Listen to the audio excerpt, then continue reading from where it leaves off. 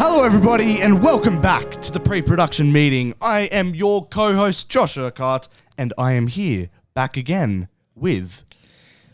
Austin Scott, he's back. Woo! Austin. Oh, by the way, this is episode 19. Welcome back. That means it's week 19 in pre-production of our two films. That's what this podcast is about. Austin, welcome back, my friend. It was you had a bit of a hiatus last week. I'm glad to be back. It's good to be back. How are you feeling? Better. What happened? Lots better. Why weren't you here? Oh, I just kissed the microphone. Okay, Riley Reid. What happened last week, Austin? So 2 weeks ago, I sustained an injury. A career-ending injury. Was that correct? No, because I'm playing again tonight. I hope my physio doesn't listen to this podcast. Essentially what I did, and it's going to be difficult for people to picture this, but I dislocated the muscles on my sternum. And how I did that was I copped such a hit that my left side of my body and everything jammed into my rib cage, which then pushed up, which then forced the muscles to sort of bow a bit. That doesn't sound good, man. Dislocated out and then popped back in. And then, the adrenaline of the moment, I was like, oh, I can still play. And then it wore off. And then I instantly thought I was going to throw up. And I was like, oh, I cannot play anymore. Shit. He also stepped on my foot as well, and my foot's all bruised up. But did your team win at least? No, we got smoked. Oh, and really? Then the thing was, it was the first time that Salt into the wound. It was the first time we actually had a couple of subs, so we were gassed about it. But then I had to leave, which then left them with only one. No. And I was like, I'm so sorry, but I've got to go. And then I went home, and then throughout the night was like, I need to go to hospital. Went to hospital, got x-rays, nothing was broken. I was like, sweet, this is going to heal on its own. But it was a week of excruciating pain. Shit. And we're getting better. We're getting better. And I'm going to test its maximum tonight. Yeah, nice. Well, at least if I can get back to it. But that's why I wasn't here last week. Thank God that didn't happen next week, because next week, Austin. Oh, next week's the big show. It's the big show. It's filming date. How are you feeling? I'm feeling great because, as you mentioned just then, it's episode 19, which means 19 weeks of pre-production. Right. Yep. And then on the 20th week is production. That's true. I didn't think that. Personally. But you did, if you account, you still had weeks of pre-production if you count you creating the script earlier in uni. Oh, yeah, 100%. So realistically, it's been 2 years and 20 weeks. Oh, my God. No, but officially this 20 weeks of pre-production, official pre-production, and we have made it to filming date, which is next week. So does it feel real for you yet? Not yet. Because, man, especially on your first one, it doesn't even feel real even when you finished it. I can't picture it happening just because it's so new. As I've said before, but everything's real. It is going to happen. And, I'm just excited for it. Are you happy at the point that you are? Because there's not really much else you can do. Do you feel prepared at least? Yeah, no. There's little things I need to get my head around and organise. Just in terms of plan of action on the day and beforehand and stuff like that. But once that's done, everything's ticked off, and then we just stroll into day 1 of 1. And are you excited or scared? You know what? I heard a really good quote on the way to work today. Enlighten us. I'm going to butcher it, but it's I'm 99% excited, but 1% anxious, or maybe it's the other way around. I don't care. Ooh, but I'm excited kind of deal. Of course. I probably butchered it, but it's from the movie Armageddon. But because that's the thing. On the other side of excitement is anxiety because of how the other side of it. Well. Exactly. You want it to go well. But no, I'm fully confident in the team that we've assembled. Yeah, I was going to say to achieve the goal, and just the thought of this group of people coming together for a thought of mine is something I will cherish forever. This is a moment I'm going to hold close to my heart for my life. I'm excited for you, man. It's going to be good. It's going to be good. I'm excited, and I'm also excited because this time I'm producer, so I can just sit back and watch everything happen because all my work has been in pre-production. Exactly right. Exactly so right. I'm just excited to see how, I know I mentioned it on the podcast last week, but I saw you during blocking in your little director's cap on for the first time, and when I saw that, I'm like, mate, you've got this. Yes. 100%, you've got this. You seem onto it Cooper seems onto it. The team seems onto it. Are you happy with how the team have completed their 100% roles and requirements? 100% I am. Everybody's worked above and beyond, and it's beyond anything I could ever imagine. And yeah, it's just, the thing is like I'm jumping the gun a bit, but I'm already thinking about, people seeing it and stuff like that. And I'm just like, to see my name like on something and all the crew that have helped as well, it's surreal. It's honestly, I can't describe it. It's just like the thought of it excites me. Like what part mostly excites you? Like what's the part you're excited for the most in the weeks to come, months to come? Oh, I think I'm just excited to see it all come together. Yeah. Like all the hard work that everybody's put in to the final product is like something that I'm like, we did it, everybody. Like this is what everyone has to show for all their hard work and their 1% put in kind of thing. Like it's... You're going to get there, my friend. There's still a long way to go. We still have the tiny little hurdle of animation. The otherworldly... Literally. So we'll deal with that when it comes to it. But definitely. Because filming date's next week, we're actually going to take a break next week. So there's going to be no podcast next week, for obvious reasons. And we'll be back the following week. We won't be back the following week because I am away. I am traveling overseas to the world of Indonesia, to Bali. So that's exciting. It's full on for me, man, because I have work next week, and then the day that work finishes, the day after, we're bumping in. Yep. Like we're doing everything on that day beforehand, getting all the PD ready, testing equipment, lighting, and stuff like that. And then the day after that is filming. Then a couple days after that, I have to do the last minute things to get ready for Bali, and 3 days later. So we film the 25th, on the 28th I fly out, which is see ya. Yeah, see ya. It's gonna be good. It's full on couple weeks, and then we have some time to relax after the set, and then when I get back, we get straight into. I think we still do the podcast throughout December, but we'll take it easy, and then January as we kick back into gear. Hopefully, maybe throughout December we can get a few things done in post production. We'll see. Yeah. But in terms of animation, we'll definitely action that mostly in the new year. Straight into the new year, it's going to be like as full on as pre-production was for this shoot. Exactly. Because it's temporary. Like the way I like to break up Stain, I forgot that we announced it. I was like, do I say it? Mm-hmm. The way that we've broken up Stain is the live action and the animation. And then the thing is like we were stressing about animation and all that kind of stuff way too early. Yep.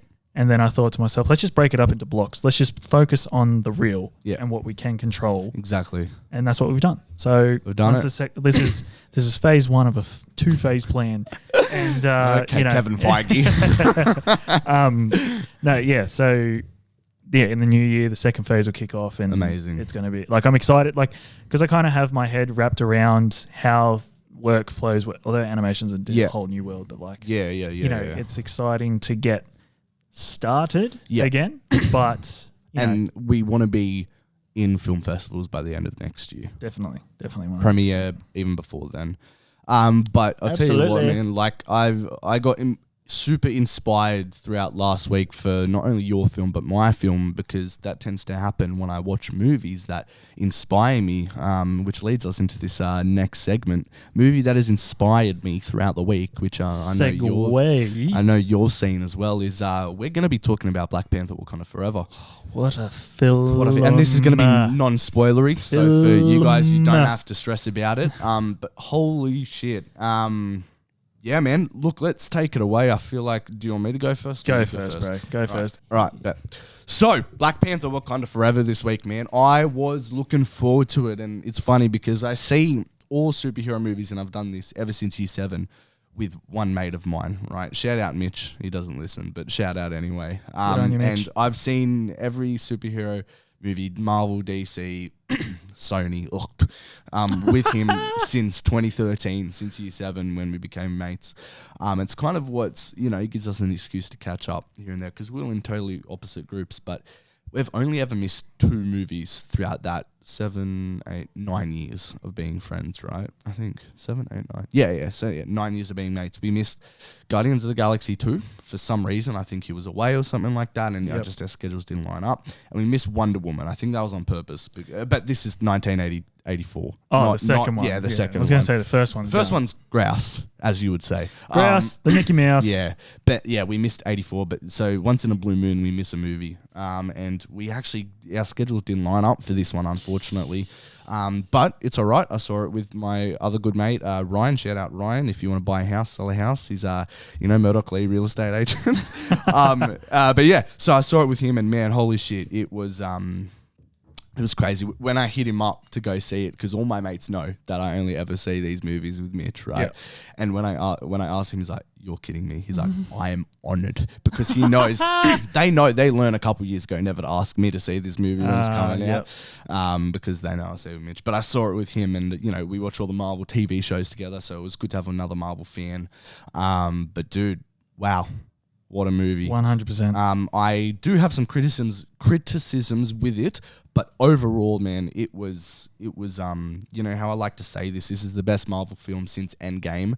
And I mean that over Spider-Man, because Spider-Man No Way Home was a spectacle. This was a film. Yes, 100%. This was a film, it bro. Definitely was. This was a movie, and I know you've touched on this as well, but the other difference of, in Endgame, where you had the experience of people up in the airs, screaming, cheering, is as powerful as what happened in this movie, where everybody was dead silent. That was exactly what I was going to say. Like, that was, for me, I was sitting there going, this is that level. Dude, of, like, I wasn't hyped. Yes, it was hyped because of, like, the respect and everything like that, but the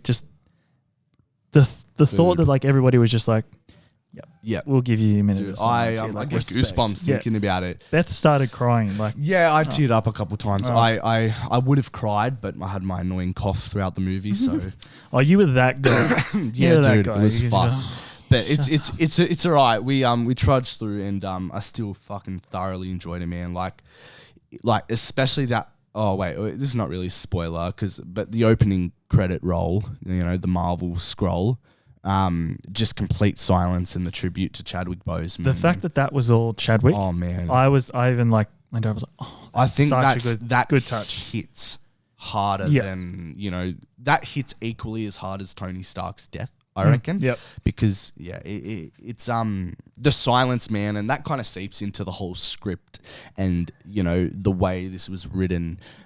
It was written as a tribute, man, and you can sense in the performances, but mostly the writing, how Ryan Coogler directed it, that this it truly felt like a tribute. Just in the way, in the words, the word choices that people were saying, it felt like the characters were speaking of their real life kind of experiences of mourning, anger, all these different emotions that come along with death.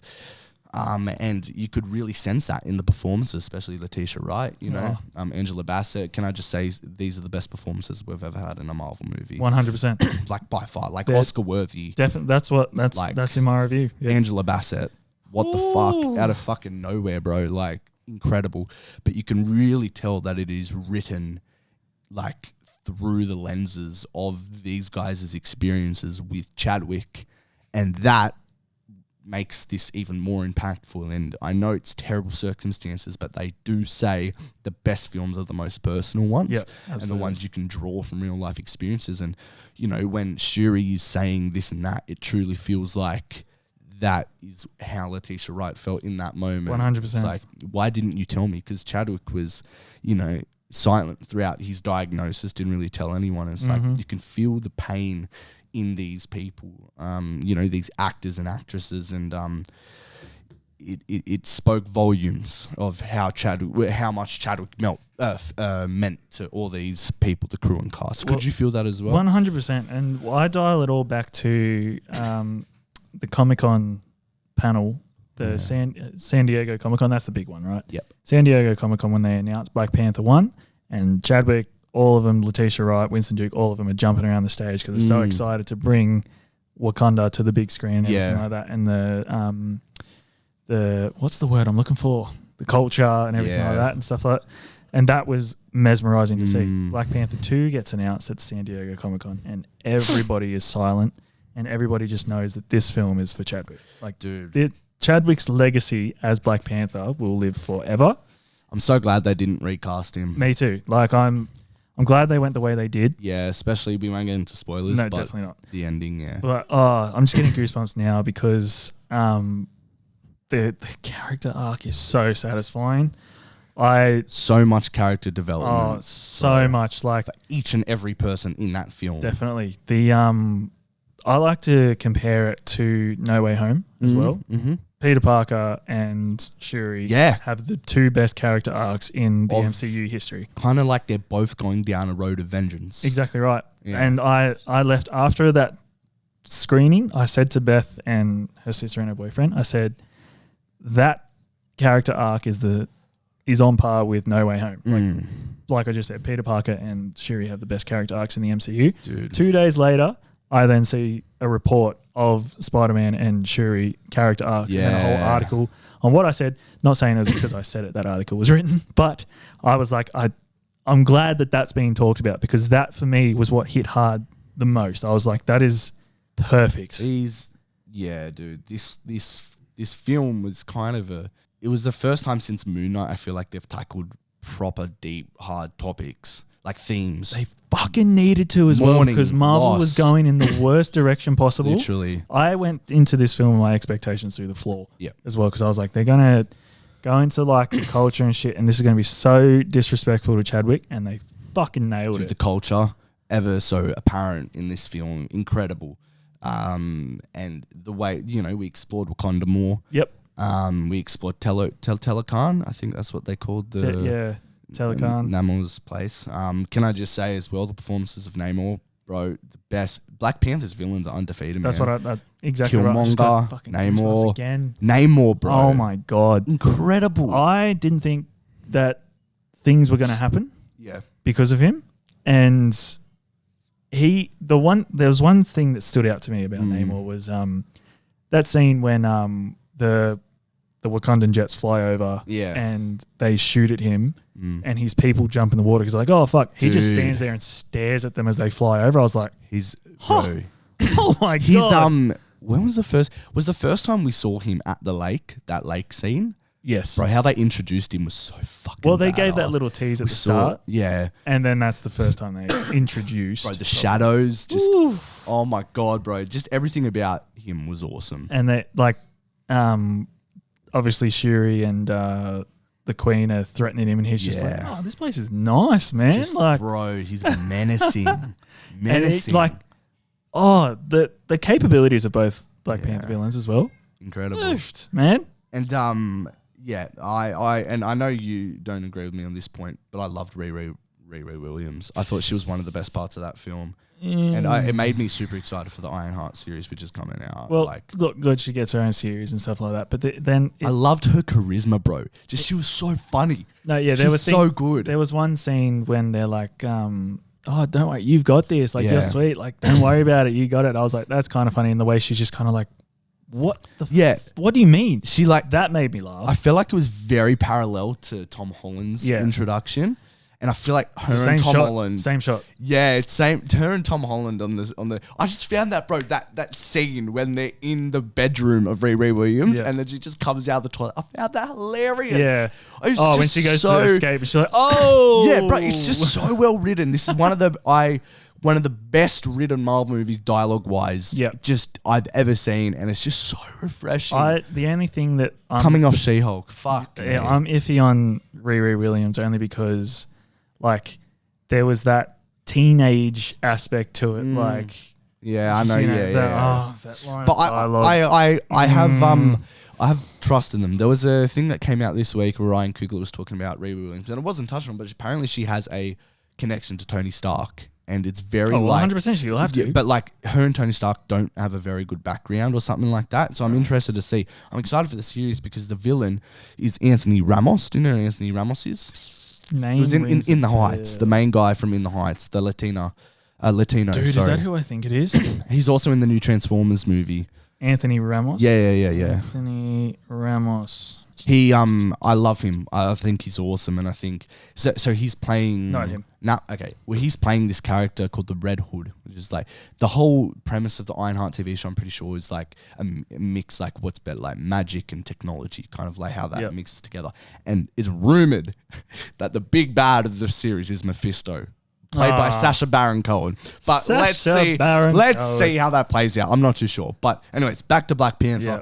I love Riri Williams. And so I won't go into that because that's spoilers, but there were some cameos. Yep. Some cameos more than others that hit harder and were just incredible. So fucking excited for one. Yeah. And look, man, I want to talk about the downfalls of this, right? I think plot-wise, it's pretty weak. Okay, I need you to elaborate on that because I read that and I was like, how? Because I thought it hit perfectly. I don't know, man. Well, the whole plot of the thing. Oh, fuck. All right, can we? Fuck it. Should we do spoilers? Okay, I'll try my best not to explain. Go around it. Okay, so it falls into the same category as No Way Home, which has a fucking piss weak plot of Peter just trying to send, the villains home. So it just doesn't make sense, the plot to me. It's weak, and Marvel have this thing where they try and distract us from the shitty weak plot by just chucking in cameos, VFX, blah, blah, blah, blah, blah, characters, whatever, cameos. And I feel like they kind of did this with this movie. Like, I feel like the plot was very weak in a sense of it was basically the whole thing was based around like so many things could have been avoided and things didn't really make sense. Like the whole basis of the movie is about somebody trying to kill somebody, right? Yeah. That's the whole point of the movie. Like that singular aspect is what trudges the movie along from beginning to end, and then there's a part in the movie where he just doesn't and kills someone else. And it's like, okay, fair enough. It's just, I don't know. It's just weak. I don't know. It's just a weak kind of story to me. It didn't, don't get me wrong. It's passable because of just how great everything else was. In that same respect, I'll just touch on your... No, of course. The reason why what happened was because it is the Wakandan way to preserve life and honor things like that. No, that's fine. I get that. Yeah, and then in the first one, they did what they did and they neglected Killmonger. Yep. And Chadwick, being the Black Panther, was like, that was so wrong, shouldn't have done that, blah, blah, blah. Like, I would have taken all that kind of stuff. Is that... No, because, it's not a spoiler, but Shuri is trying to mimic that in her brother's memory. Like, no, let's come up with a peaceful solution. It's not that part. And it was working until a certain something happened. Yeah, I just, I don't know. But it's so easily like looked past because of how amazing everything else is, and like people's intentions kind of take away from the plot, so you don't really concentrate on it. And there's just so many different aspects and layers to this film that it works like fuck. Yeah. Another thing is okay. Oh, I can't read. So there's a whole subplot which just makes no fucking sense. And that subplot, I thought this myself, and I watched like many reviews on it, and they agree with me like about it. Like the whole subplot, it sets up like, Marvel does this thing where it sets up other movies, right? There's a cameo that sticks around. It's connected to Everett Ross. Oh, that whole subplot makes no sense because they literally, bro, they can cut from that time. They can cut from their 3-hour movie and literally dull it down by like half an hour, cutting out that useless fucking plot, which is literally just to introduce the couple other movies in the future. Yeah, 100%. You know what I mean? Well, when she came on screen, I was kind of like, oh, this bitch, I forgot about her. So I'm glad they did that on a grand scale because it, They literally could have just not had Everett Ross in the movie and everything to do with him. Like, true. I love Martin Freeman, but like, just like it's fine, but it just that was the only thing I can really like smash it, and it just would have made the pacing better. It would have made it more coherent, and I think that lastly, unfortunately, I think the major thing that this was missing was Chadwick Boseman. Oh, 100%. Like, because it was great, and don't get me wrong, incredible performances, but it felt like it was missing something, and unfortunately, it was Chadwick. Yeah, but you have to forgive that. No. Just because of... Forgivable, but it felt like it was missing something. Yeah. It's unfortunate. It's so unfortunate, man. Rest in peace, Chadwick. But it's great they didn't go down the route of just not of recasting him, because that just wouldn't have worked. 100%. But man, and how I put it, overall this was a worthy sequel, miles better than the first, and as well a worthy tribute to the one and only Chadwick Boseman. Rest in peace. This script truly felt like a therapy session for all those involved in Chadwick's life, in and around set, and as much as the characters in the movie were dealing with grief, it's so raw and so apparent, and these personal emotions and feelings are transferred onto the page and onto the screen, which again makes this film a step above most Marvel movies. Emotional, action-packed, beautiful, and respectful. I gave it a 4.25 out of 5, and it came in as my number 5 best Marvel movie of all time. Well, I gave it a 5 out of 5 because I forgave some things, and talk about your side of things if I haven't already touched on it. You've pretty much touched on it all and stuff like that. I the one thing I hold highly when I watch a film is if I forget about real life and I'm in the film, and I was up until the credits rolled and the post-credit scene also. Like I was in until then, so I was on board with the characters. Felt everything. Goosebumps, everything. Like it was, like you said, it was raw, it was beautiful, it was emotional. It was probably the best tribute from a studio to a friend. That text at the end of the film as well, like to our friend Chadwick Boseman. I was like, that is I keep beautiful. getting goosebumps every time. Same, bro, same. It's insane. Like, you know, it just, you can tell it meant so much to everybody from pre-production day one to post-production lock-off to premiere. Like, incredible. There wouldn't have been a dry eye in the room whenever. I'm glad it was kind of self-contained as well, and they didn't, other than that stupid subplot. They kept it mostly self-contained, and and in doing that, they didn't really tease external shit outside of Black Panther, which it worked, and it made me excited for the future of Black Panther and Marvel. Go watch it, people. Go watch it. Alrighty, cool. So now the next segment, the progress of this week. Let's get into it now. I had a pretty good week. I'm excited to hear, because it has been a while since I've heard about your progress. Yeah, well, you know, there's not much really I could have done in these last couple of weeks. And like I say that because I wasn't here last week. Yeah, of course. You did hear it though. Yeah, right? Yeah. Yep. So I skip past it. I'm kidding. I'm kidding. Fuck you. Get out of this place. But no. It was I can't even remember what I said I did last week in terms of progress. What did I say? Like feedback. You took on feedback. That's right. Changed stuff around. Yeah. So since then, I actually got feedback back from Carell's mate. So our old screenwriting teacher works for like this story building like company kind of thing. And basically what he did is he passed it on to one of his people that he works with, like professional screenwriting, and he came back and he gave me a whole document of progress, a whole document of feedback, sorry. That he did. And, you know, I won't go into exactly what it was, but there was things that I took out of it, things that I chose to, you know, just trust my own instinct on, and it was really helpful. So I finally got some really good progress from everybody, and I actually actioned it, and I've soft locked off the script basically. Yay! It's back. The sound effects are back. The sound effect is back. Does that go longer than normal? Yeah, because you usually press it off, I'm pretty sure. Yeah, sorry. No, that's all right. It's all right. Just builds my ego a bit more. No. But yeah, dude, it was it's been sick. So I actioned all the progress, which is really cool. Soft locked off the script for now. Sent it to Lexi, sent it to James, and sent it to Federico. Federico came back, say he's really excited, looked at the Bible, fantastic, and he's going to read the script over the weekend. Good. Sent it to James. He said the Bible, he's so excited, says the Bible looks fantastic. He also said he read the script and he's super intrigued, which is a compliment coming from James, because I love 100%, James. Yep.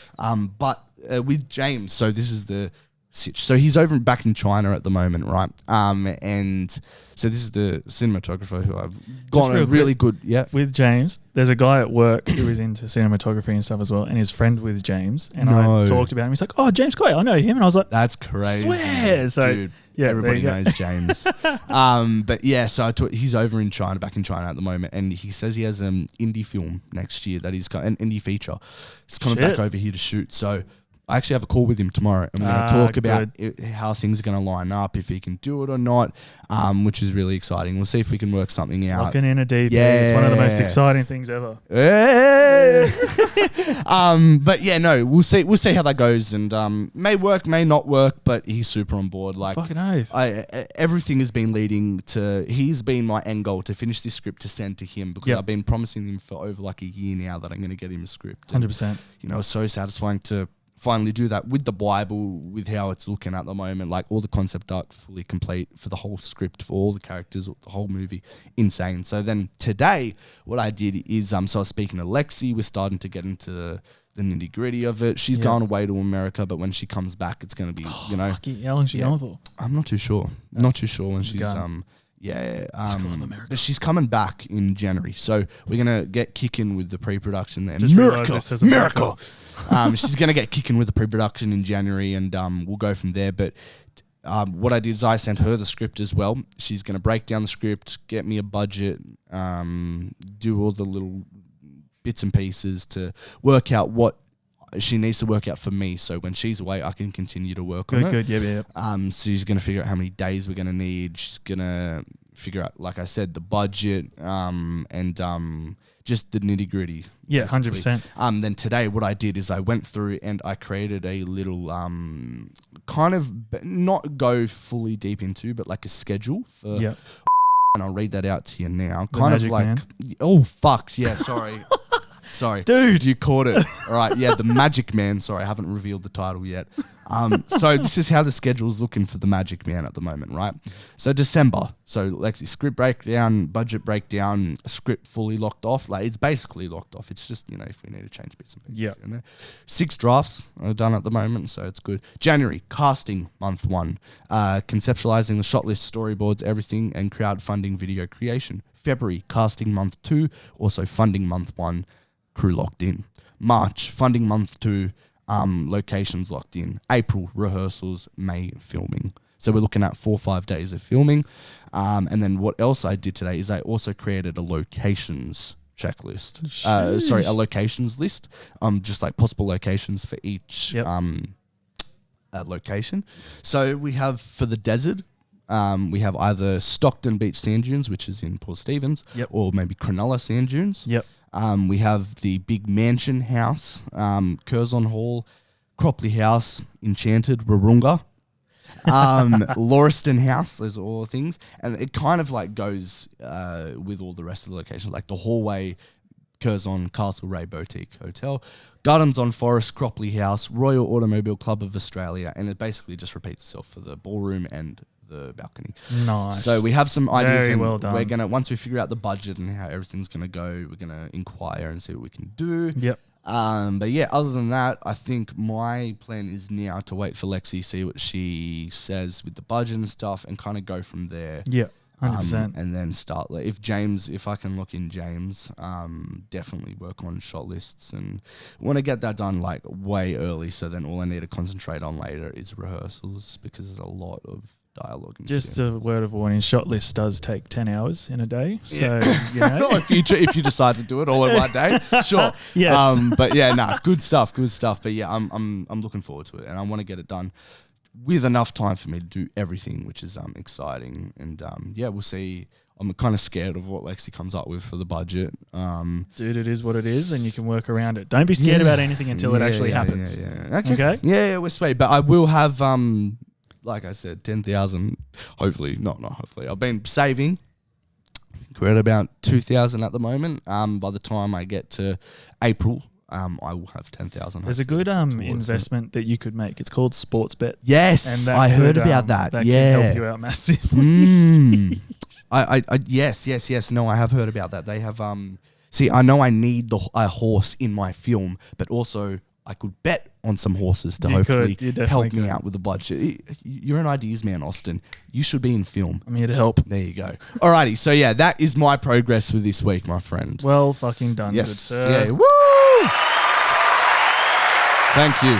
And for your progress this week, Austin, do you want to give a kind of basic rundown of yourself before we bring in our special guest? No, I think we could do with our special guest, because a lot of what progress has happened has been because of this man. Okay, cool. And, we've been workshopping for weeks now. So I think without any further ado, let's get the man himself on. Alrighty, now, without further ado, we actually have a special guest to help talk about the progress this week. And because, we're trudging ever so closely to filming date, we thought we'll bring one of the main men to make this whole process happen. We've brought in Austin's cinematographer and the official cinematographer for Stain. It's Tigue, ladies and gentlemen. Oh, ladies and gentlemen. The man, the myth, the legend. He's here. Tigue, my friend. How are you, my brother? Hello, good. How are the two of you? We're very well. We're very good, and we're very excited to hear what you've done today. But man, is this your first podcast you've been on? It actually is my first podcast. It is? Thank you for having me. There we go my again. gosh. Now, what do you have to say about my camera skills? Because you saw me behind the camera just then. Do I have what it takes to be a cinematographer? Yes, thank you. Do I? That's all I have to say. Whoa. No, I'm joking. You know what, it's Tigue? good, it's good. I actually came into JMC. I came into JMC wanting to be a director, and then all of a sudden I was like, oh, maybe I want to do cinematography. Then we started doing cinematography classes. I'm like, this technical shit ain't for me, bro. This is. Do you know what? Actually, when we were on a call last night, Tigue said to me after we were on the call, he called me, and he goes, Austin, the fun part was the creative stuff and coming up with the shots. Now we're in the technical, boring stuff. I was like, yeah, let's do it. Technical, boring stuff, but like. If that's all a part of cinematography, 100%. Right? No, that's still exciting. Definitely. Maybe not for you, Austin. How dare you? Yeah, as a director, I just want the final product. But no, that totally is joking. I'm on for the process. Bro, that is a part of cinematography, and I think this is what will lead into our first question, man. But like, why cinematography in the first place? Now, I've known you for a while. Yeah. What's your journey been like thus far getting into this industry? Because I've known you, we went to school together. Yeah. We also worked together. You went to school together as well. Yeah, we went to high school together. I thought you just worked together. We worked at Kmart together, and then we went to yeah. the same uni. Unbeknownst, what's the word? Unbeknownst? You nailed it. Is that Was it? it? Yeah, Yeah, unbeknownst yeah. to us. Yeah. And we kept in communication. But I've known you for a while, and I've seen you kind of in the stage in JMC. But what's your journey been like from your perspective into this industry, and why cinematography, my friend? Of course. And first off, thank you for having me here. No worries, dude. Tigue, mate. It's our pleasure. It's been a long time coming. Yeah. We booked you in. You're a busy man. Yeah, He's exactly. Yeah. Good place to be. Yeah. Place to be, people to see, movies to make. Let's go. Exactly. But I think just starting off, I don't know how far you want me to start back. Mate, from the beginning. What made you want to get into this industry? Right, Okay. okay. No worries. Well, is it right if it takes time? Let's if I go, talk brother. about it? Please. There's no rush No for rush. this? No caps or anything? Okay, No. sweet. What time are we on? 42 Oh, minutes. bro, we're sweet. We're sweet? Let's go, yeah. What So is be the done by longest? 43. So cinematography is good.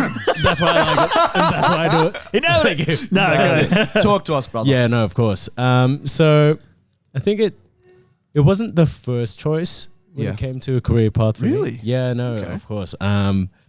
Because I've told this to a lot of my close mates as well, but from year 7 to all the way to like halfway through year 12, I wanted to pursue architecture. Really? Yeah, that was the thing. Yeah, so architecture was the thing, and I also have a friend of mine who also kind of went that same path where they were interested in architecture, and then they ended up going in film as well. I'm actually going to be shooting with her this Sunday. So No way. Nice. Yeah, Shit, there you go. But aside from that, yeah, like starting off, I think I didn't really have that path where I was like, I had a camera when I was like 3 or 4. Yeah, I was told to watch all these really cool movies. Yeah. Or anything, but I think it was just an appreciation over time. The main piece or the main kind of change of tide towards filmmaking itself was 2 things. First one was surprisingly enough, Casey Neistat. Oh, yes! Yes! Yeah, I know, like Big ups, Casey. Yeah. Is that overkill language? Yeah. It's like, Do you not know who Casey Neistat is? no. Oh, okay. Me Yeah, and Tigue no. will just talk here. Yeah. He's a YouTuber. He's a YouTuber. But he does really cinematic kind of Yeah, and like Gotcha. it's mainly his storytelling that really Yeah. catches you, the way he kind of does things, because he doesn't use like state of the art equipment, but the way he kind of just tells his stories is so, I don't know. I mesmerizing. 100% get you, bro. Okay. You know what? Now you say that, I see a bit of Casey Neistat in you. Oh yeah. Oh really? Yeah, I do. Well, are you talking about like cinematic languages in like visual Not storytelling? even. It was just I didn't even know much back then. Like I had no background in getting into this. Yep. So just watching and how easy it was to kind of understand what he was making was something that I was really intrigued in. The way that he would do his cuts, the way he used to do like this daily vlog thing for like I know almost like 2 years straight. Literally. And like every single episode was so good. Cinematic. Good. So I think that was one of the main parts. I was always watching it during study period in high school. Yeah. My other mates can vouch for that. But over time, I had a trip to the Philippines, and this was the summer of, when did Force Awakens come out? Yes. Yeah. 16? Yeah, summer 16, probably then. Yeah, I was out there, and I don't know why, out of all movies, that movie, but that one just blew it away from me. I was like, whoa, like, how did they Summer do this? of 2015. Oh, 2015. Well, there you go. Yeah, I think it was when watching that, I was like, holy crap, like, how do you do that? Like just seeing the things there, I'm like, oh my gosh, like I couldn't even describe the feeling I had after watching it. I was just like, funny thing is that we did rock up like 5 minutes late to the cinema, but I mean, we won't talk about that. But aside from that, I was still able to make it's a cardinal sin, that one. I know, I'm sorry. But I think when that, I guess, whole movement started, I was like, whoa, like I didn't even know what to do. I had no recollection about how to make things. So I was like, I just want to be involved in it. So the first thing I did, of course, just watching behind the scenes and every movie. Everything it becomes a tradition. Yeah, exactly. And then you start like questioning, like, what is that? What is this? And the first thing that I wanted to get into was, how do I learn this? Yeah. Because of course, like during that time, it was super hard to find a place to teach film, let alone like. And can I say, Oak Hill hardly anything towards film. And I didn't do any multimedia. Me neither. Photography. You know, I did. I don't know if I've actually told you about this, but I did visual arts in school to do film, and the art department hated me. You did tell me this. I remember. I did. Yeah, the art department hated me because they didn't consider film as an art. It doesn't matter. I went against them, and I did. Every essay was about a film director. Everything was about a film. Like it was crazy. But Oak Hill didn't really supply much. Stick it to the masses. Exactly. So it took some time, and then I guess through conversations, I was able to find out that one of my sister's boyfriend's mate, one of their close mates, studied at JMC. Yeah. And I was like, whoa, like, what is this? Like, what do they study? Like, how do you get into it? And then, you know, little by little, kind of like looked more into it. Went to the info nights. I ended up getting an interview for it, and then I think this was like halfway through year 12, and I think the reason why I kind of veered away from architecture was because it was so intricate. Like you had to know more than the creative process. It was very much a mathematical and very accurate thing that you couldn't really.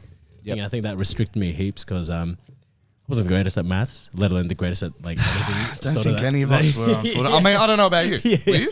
A mathematician? No. I dropped maths as soon as I could. Dropped it as soon as I could, lads. Don't worry.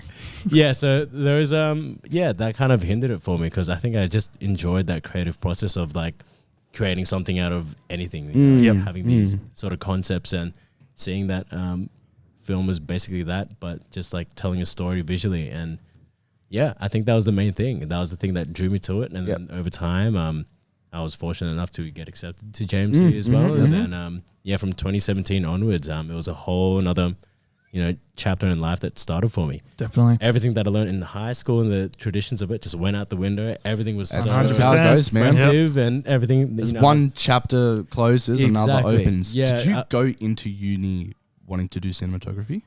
Like into JMC? I didn't even know much. No, it wasn't really cinematography. I think I had an idea to work behind the camera. Of course, the camera was such a cool thing to look at, and I know that would be a crazy part of I guess everyone's interest when they first see how the camera looks. Like, whoa, like I want to know what that is. I want to know. That's one of the main pieces to shoot things. So I didn't really have much about cinematography, but I think once I saw, I guess, that camera and how it was like the workaround for it, I was like, okay, like I want to kind of get to know it more. And at first, like the term director of photography, I was like, oh my gosh, like that's so hard. Mise en scène. Mise en scène. Yeah. Oh man, I just wanna. But I remember hearing all these like jargon words of just. I was scary, like, man. They're very in your face. Yeah. And aperture. What? Exactly. Bro, shut up. Yeah. What do you mean? What? It gets brighter? I don't get it. What is it? Yeah, I get you. Yeah. And I think that's what it was. It started from there. It wasn't a immediate thing that it was cinematography. I think it was kind of the first year of JMC kind of led me to it. Of course, I felt like I limited my opportunities because I wasn't assertive enough to kind of push for it, which kind of sucked at the time. But I was able to make up for it in the end. And yeah, we ended up doing more projects in JMC, you know, the short films, the postcard videos. Oh, I don't know if you guys remember that. digital With the postcards. JVCs, and you feel like you know everything. Yeah. I am Steven Spielberg. Yeah. In the JVC. Bro, that were the coolest things Oh, when we no, first started. Holy seriously, shit! yeah. You It can was hold it so on your good. shoulder. And we all used to walk around with the JMCs on our shoulder. Going, and have the fuck. handle walking Yeah, around, with the yeah. handle. Oh. Like, let me just carry this case. And Well, just we travel need a around the case to city. carry a Yeah. camera. First off, man. Yeah, Oh, I remember too so good. cool. Yeah, Too good. and then you used to go in like that main strip across Ultima, and then Yeah. let me just set the camera here and let everyone walk past me. Bro, that's so pretty good. relatable. Holy fuck. But yeah, that's where it started, Cool. and Amazing. Of course, it was filled with trials and tribulations. Yeah. But you know, I was able to. What was the kind of moment be that who I you was. knew you wanted to do cinematography? Do you remember or no? I think it was just. I think I found that out recently. As in recently, I mean like the beginning of the year. What? Like, of course. Wait, I thought you've been wanting to do because I originally I think of had you course. on as my Yeah, cinematographer. of course. Like cinematography was something I wanted to do, but I didn't really get the super importance of it until like the beginning of the year, even like end of last year, throughout last year. Because of course I was doing a lot of jobs. Like of course I was able to kind of freelance and stuff and still work behind camera, but I felt like for myself the true appreciation for it kind of landed either like this year or like it just felt recent. I can't really put a timestamp to it, but I think it's just a wave came into me like, well, okay, this is what I want to do and this is how I want to tell stories and this is how I want to, see myself in as a career and as a just a passion as well. And yeah, it's weird to say, of course, like it's like of course I've always liked cinematography, but I think I've realized the importance of it. Definitely. This year, yeah. Respect. Awesome. Do you have the questions, Bonnie? Yeah. I think I do. Yeah. Okay. Cool. Because I don't want to be hogging the Yeah, questions. No, I was just going to say, like, Yeah. I think it would have been, I think for you, it would have maybe been when you were doing white balance on the JVC proficiency test. I reckon that's my god. That was it. I'm like, this is cinema. This is it. Yeah. all those ibis bin chickens that are walking my around the park God, up the road bro. from JMC as well. Yeah. Fucking hell, the ibis. Oh, Yeah. Jesus Christ. I think one question that I'll ask you Yeah. is what drew you to Stain? To Stain? Yeah. Like Oh, when right. Yeah, we yeah. first officially Mhm. sent the script and everything like that, Yeah. what was it about Stain that you were like, I can see through the script, like this is And a story that needs to be told. I'll add to that question. Yeah. What drew you to Stain, and how could you see yourself implementing your style into Right, Stain? And okay. what is your style? Yeah, 100%. okay. I mean, because I've told you boys this already. The main kind of work I want to do is narrative based. Yep. And prior to Stain, the last narrative based project I did that was, I guess, of a production level was back in 2019. Okay. I think. Yeah, and that was like one of my first. It was Extraterrestrial. I don't know Right. if you guys remember that? And I remember that was a fun experience. That Yeah, was, of yep. course, it was learning a lot. I think I didn't really have like my confidence up as much during that time. So of course I was still learning, and there were a lot of things I wish I was able to do there. But the crew on that set was great. Yep. Was that a JMC film? Yeah, it was a graduate project. Was it that Stoner one? Stoner one? Was it like a? Oh, Is it the alien Did one? it get Yeah, played? I Alien- think it got played at our screening. Yes, Oh, really? that's- I think. Yeah, that 'cause it rings a bell. Yeah, I think it was the year below me because Yeah, we were the year below you. Oh, there you go. We were So the you year guys- below you. Yeah. So I did it with Alana. I think she was. Do you guys know Alana as well? I don't know. She was she was a friend of mine Yep. as well, and she got me on board in that. Yep. And that was the Okay. last project I was on. The name rings a bell, man. I'm Yeah, trying to yeah. remember it, but you Yeah. saying that, I was like, is that the film I'm thinking about? Yeah, No, yeah. I know what you're talking about. Yeah, Yeah. that was a great experience. I think just for myself personally, I wish I was able to kind of put more to it. So Yeah. of course, over time and with this opportunity arising when you messaged me or voice messaged me. Oh, Yeah. So like a 2-minute video. I'm like, all right. Bro, so like, random. yeah. Like, bro, this time of day, I wonder what Yeah. people think, because people that I haven't spoken to for like years, I'll just hit them up with a voice message, like ask them to be in your film. Yeah. And they're probably thinking, what the fuck is he doing? Well, I think I said to Tigue, like, when you send me voice messages and I'm at work, I hold it up as if like it looks like I'm on the phone, and then people are like, "Oh, Austin," I turn to them, and then they see this like, "Oh, sorry." I'm like, "Oh no, my mate sent me a voice message, so don't worry about it." But then there's so been much times easier. I'm that into the voice message, and I'll do these ones. Hold up, hold up. Oh, that's funny. Yeah, Sorry, yeah. Take. No, it's all please. good. And yeah, of course, once you kind of informed me that you had one of your close mates kind of starting this short, and I think the first thing that caught my attention was, this is going to be, can I say this? Or can I not? Yeah. His this? film is all revealed. Yeah. So it's all revealed. Everything's all revealed, Okay, just okay. not mine. Yeah. So like for it to be half kind of based in reality and the other half in animation, I think that was one of the main things. I was like, okay, like this is pretty interesting. And then of course, I think later that day or like a few days after, we had a Zoom call. Yeah. I remember I was in the car as well.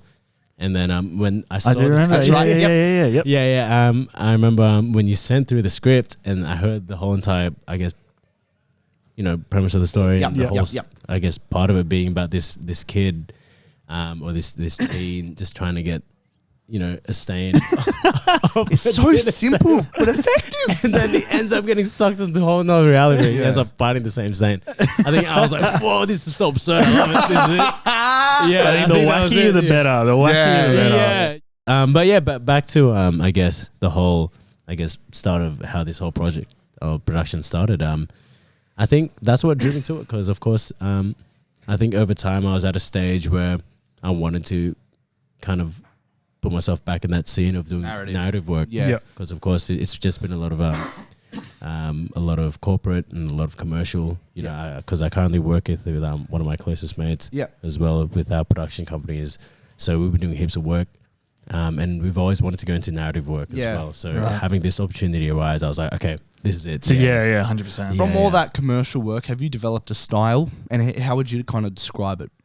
To be honest, I feel like I'm still on that journey of trying to find finding it. As we all are. I'm getting there. Yeah. I can't put a name to it, or I can't even put, I guess, a certain definition of what the style is, but it's something Just call that's it Tigalicious. Tigalicious. Yeah, There you go. Tigalicious, Media yes. has to be Tigalicious. That's officially going to be Trademark that right now before anybody steals it. That's going to be the credit on the credits. Director of photography, Tigalicious. Tigalicious. Exactly. But I think I'm getting there. Yeah. It's still a journey that I'm still trying to figure out, and of course I've gotten a lot of I guess inspo from my mentors, from other greater cinematographers and visual storytellers as well. So trying to mend that all in together and kind of like create something of its own as well. 100%. Is something I'm trying to go for, but it's still a work in progress. Work in progress. Definitely. Who are your main inspirations that you said you were getting inspirations from? Like, who do you look up to in the cinematography space where you're like, Oh, right. Yeah. Of course, I feel like it would be disrespectful for me to not say Sir Roger Deakins. Sir Roger Deakins. Yep. And of course, his wife, James Deakins, who's such a crazy backbone as well for his work. Yep. I love that. Do you listen to his podcast? Yes, I was literally listening to it. We're on the same wavelength. I was literally listening to the latest episode with the sound mixer. That just released. That was really, really crazy because I think that was one of the crazy, I guess, inspires that really started. Is he on the podcast? Yeah, like it's the two of them, and they interview all these people across the industry. Cool. That's mad. And that's all happening. So I listened to that avidly. So and then of course Avid triggered. Yes. Sorry. Anyways, continue. No, it's all good. And then of course, you have the Greg Frasers that are coming up. I love Greg And Fraser. then even local DPs who are up and coming right now, which are pretty crazy. Just seeing the amount of work that's being made, and seeing that they're friends of friends and the people who are, just like us. A lot of the times when you see these big names, of course, it almost feels like it's an unreachable type of film industry. Where you're like, oh, okay, we're not going to get there. Or that's this class of people. But seeing a lot of people, especially in the area as well, which is really, really good. So we have some amazing homegrown talent coming through the ranks. Yeah, right definitely, now, cool. definitely. Yeah. So it's good to see. I guess I branch inspiration of a lot of my colleagues as well who I work with. Perfect. And I guess it's something that I try to embody myself in. Yeah. Try to feed off, because of course it's a very collaborative space. It is. 100%. So being able to kind of grab everything and take it into your own interpretation is something that's really, really, I guess, special in this industry. 100%, man. Yeah. So I now have a question for both of you, right? Yep. I want to know from your, because we've picked on little pieces throughout the weeks of like progress and stuff. Yeah. But I want you both to kind of talk about your relationship, both director, cinematographer. How important is that relationship? And kind of, I want you to talk about the process of what it's been like for you two from start to finish. What stuff have you done? What have been the challenges? What have been, the greatest rewards? Basically, a review of the process and how important the director-cinematographer relationship is. Maybe things you've discovered as well. Yeah, I think it's probably one of the most important. I think, the director obviously has the relationship with all heads of department and stuff like that, but at the end of the day, it comes down to the storytelling and the visual storytelling. And it's like how intriguing or I think that's the difference, like how intriguing you make a shot. And if it's just like a static shot, nothing's really happening kind of deal, granted with the like design and everything like that, if nothing's happening, people are going to get bored. And it's up to a strong cinematographer to like portray that.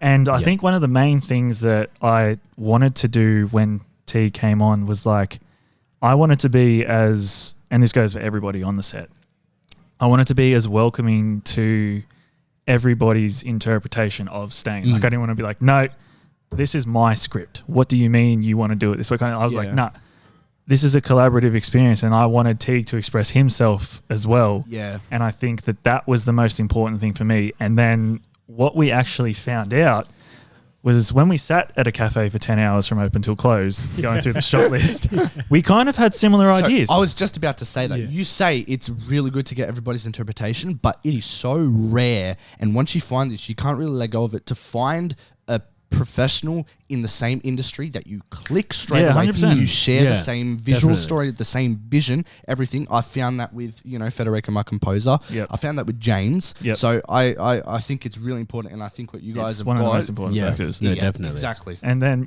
we sat there all day. But the thing was, we weren't going like, oh, we've done this scene, like we've been here for, but we're like, oh, fuck, is it closed? Like, oh, shit. What, like, let's go sort the bill kind of thing. But then we sort of wrapped up. Who paid? I think we dashed, actually. That's what you wanted, isn't it? We got him. The FBI just comes through the roof now.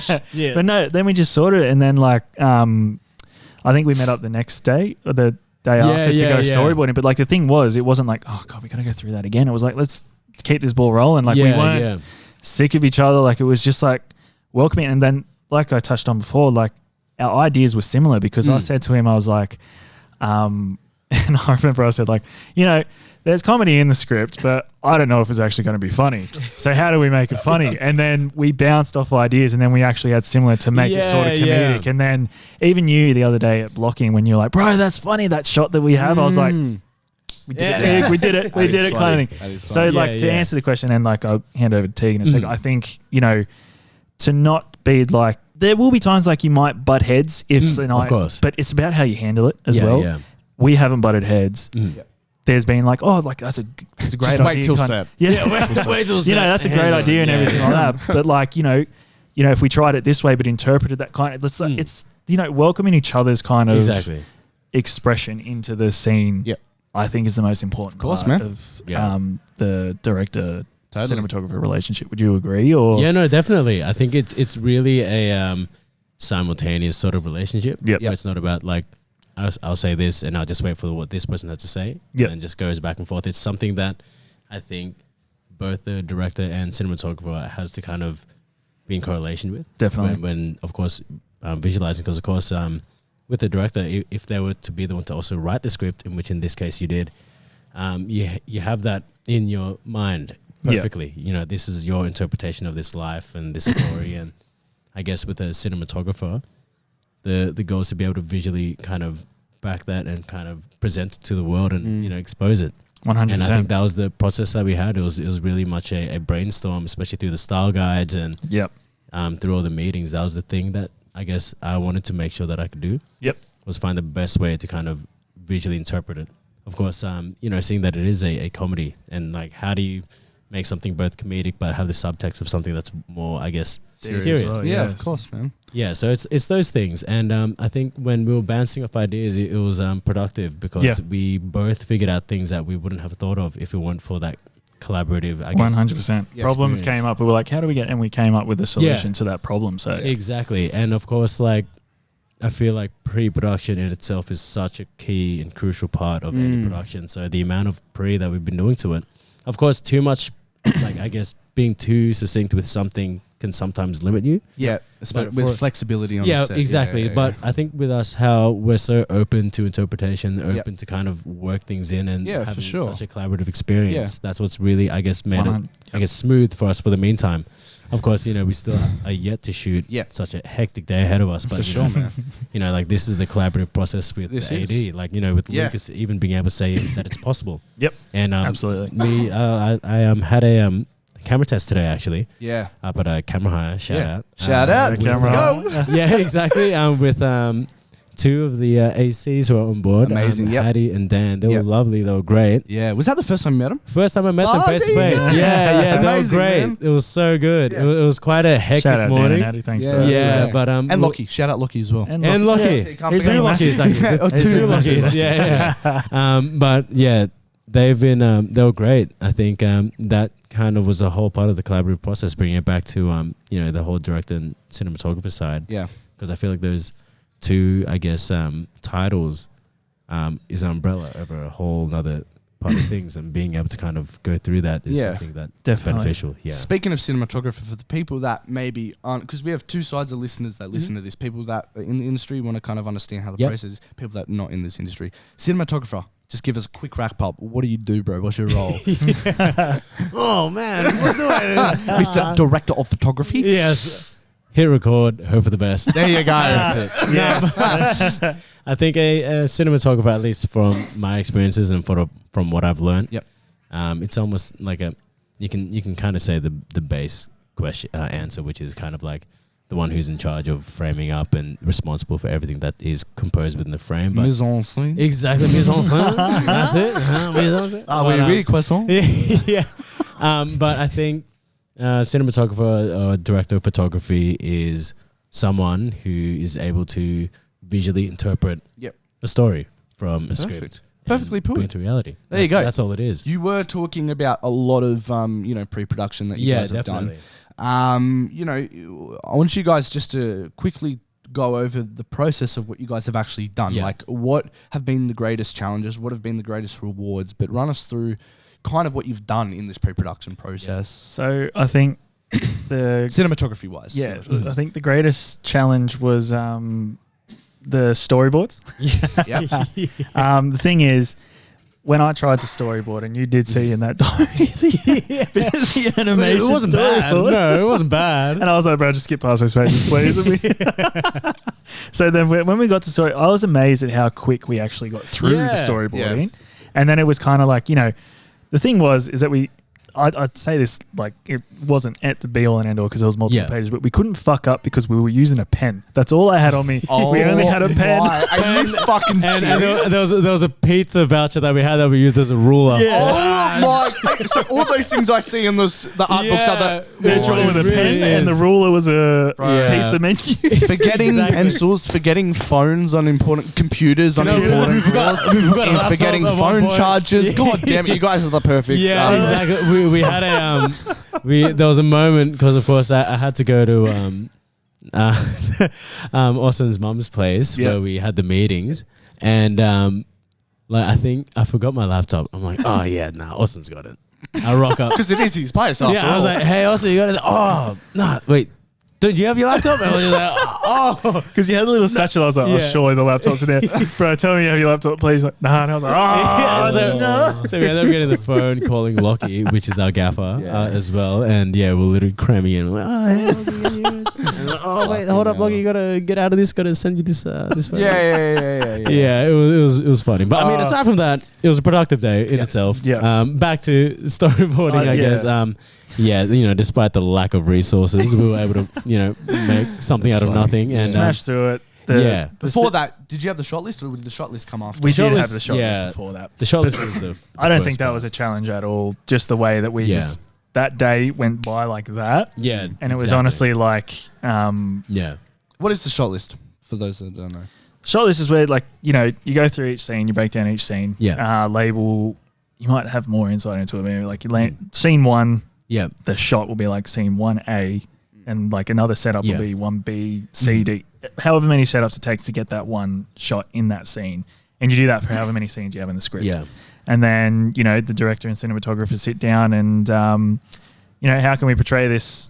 Yeah, like the themes, the characters' thoughts, everything in the scene. How can we do that through mise en scene? You know what I mean? Like so we sat there and went through the shot list, and would that be quite accurate? It's more of a, I guess, kind of a breakdown of a script almost, in the sense of it being visually shot. Because of course, through the details that you have in a shot list, you have the scene, the part of the scene, the shot type is going to be, is going to have movement. Yep. Is it going to be below eye level, above eye level? Is it going to be below sea level, above sea level? Above sea level, high altitude, low altitude, altitude, longitude, and then also I guess the weight and mass, and dimension, 100%, all of it. Yeah, exactly. So it's just a very detailed construct of what you're going to be shooting. Yeah, it's just something that can be translated for a more practical and technical sense. Yeah. More so than a creative sense. It's mainly just a breakdown. So I think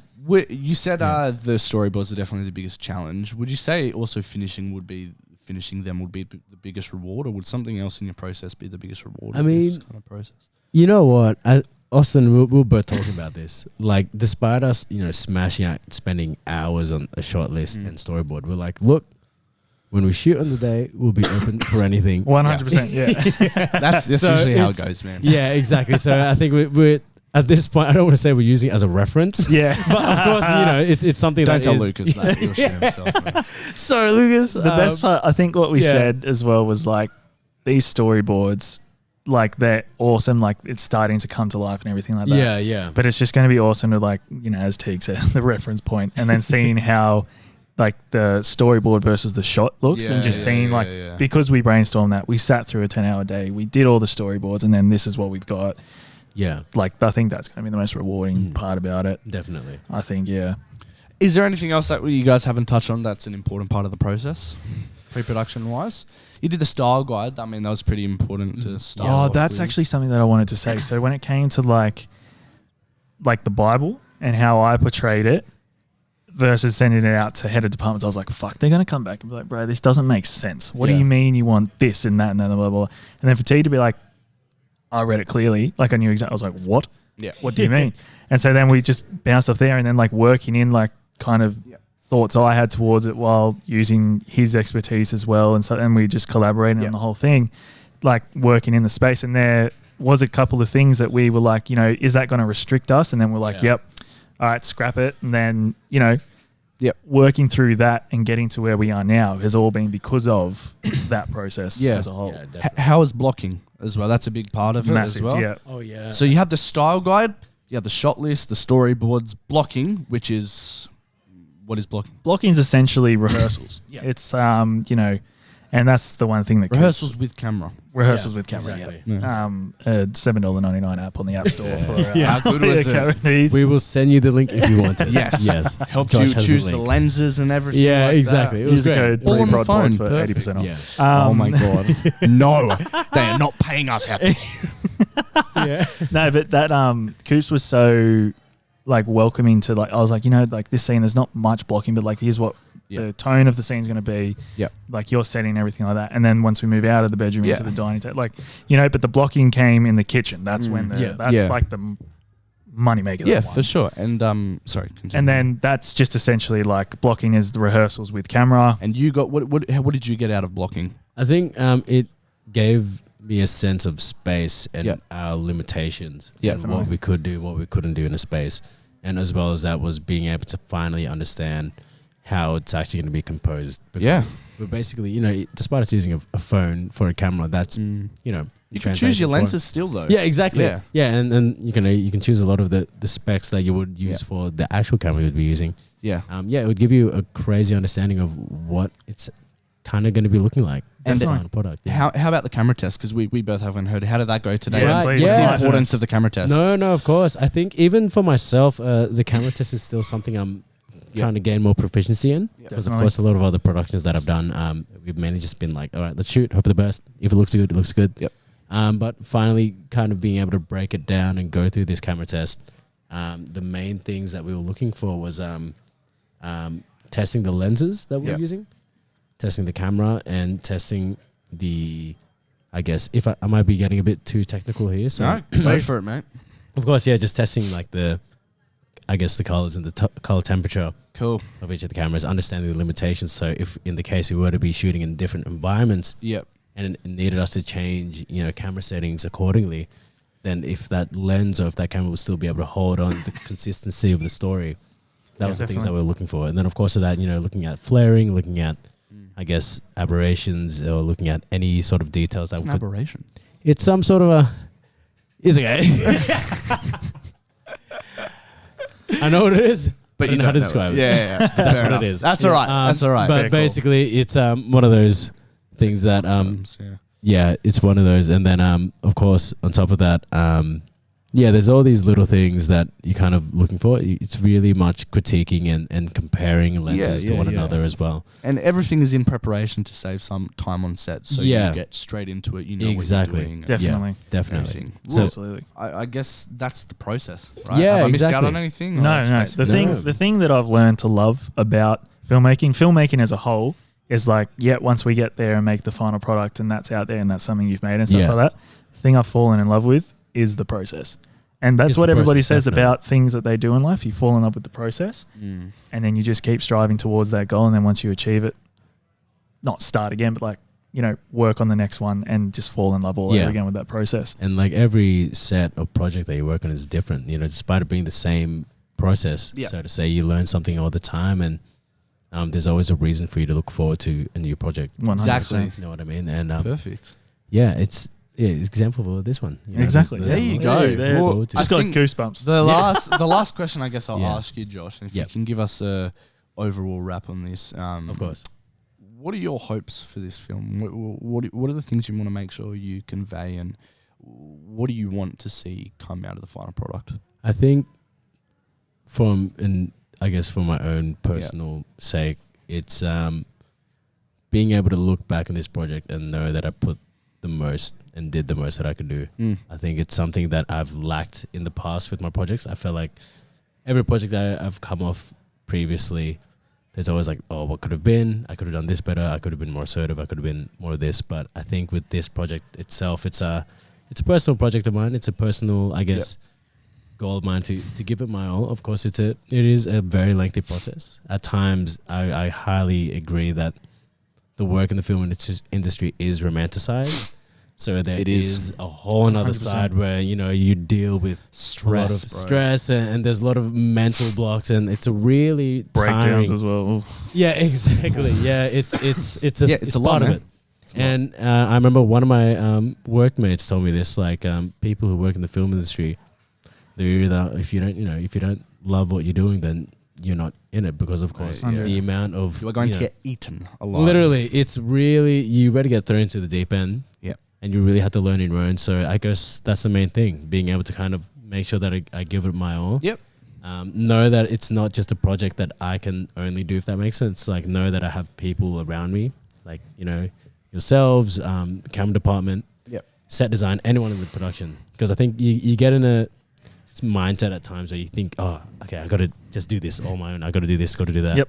I got to make sure this is okay. Because you think, at the time, you think you're benefiting the team, when in reality, you're slowing things down. So being able to kind of also be selfless is something that I'm kind of aim towards. And that's what it is. That was beautiful. Ooh, beautifully put, man. And I just want to, the last thing is wish you both luck, because this is the last time we will speak to you and you, like everything before the set. So, Austin, final thoughts before the set next week before we wrap this up. Look, this process has been one of the most challenging things of my life. It has also been one of the best things of my life because, made a connection with Tigue.